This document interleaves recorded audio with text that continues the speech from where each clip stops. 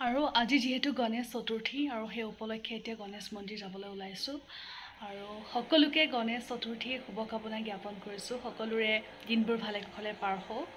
আৰু যেহেতু গণেশ চতুৰ্থী সেইবাবে এতিয়া ওলাইছো মন্দিৰ দৰ্শন কৰিবলৈ আৰু গণেশ বাবাৰ আশীৰ্বাদ গ্ৰহণ কৰি আহো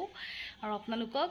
গণেশ মন্দিৰ গৈ পাই মই মন্দিৰৰ ভিতৰ ভাগ আপোনালোকক দেখুৱাম আৰু আপোনালোকেও সেৱা ভাগ ল'ব যেহেতু আপোনালোকেও গৈছে চাগে আজি যেহেতু গণেশ চতুৰ্থী সকলো মঠ মন্দিৰত এতিয়া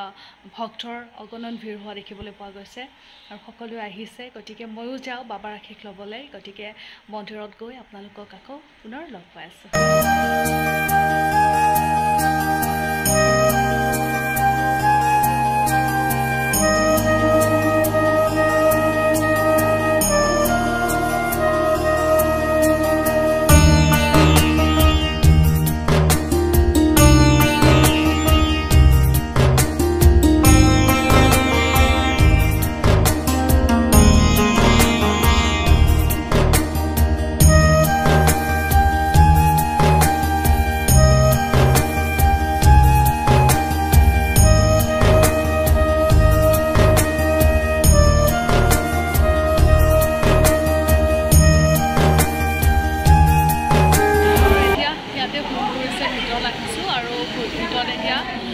সেৱা ল'ম বহুত অগণন ভক্তৰ ভিৰ এয়া দেখিছে মোৰ পিছফালে এতিয়া ভোগ কৰিছে এইফালে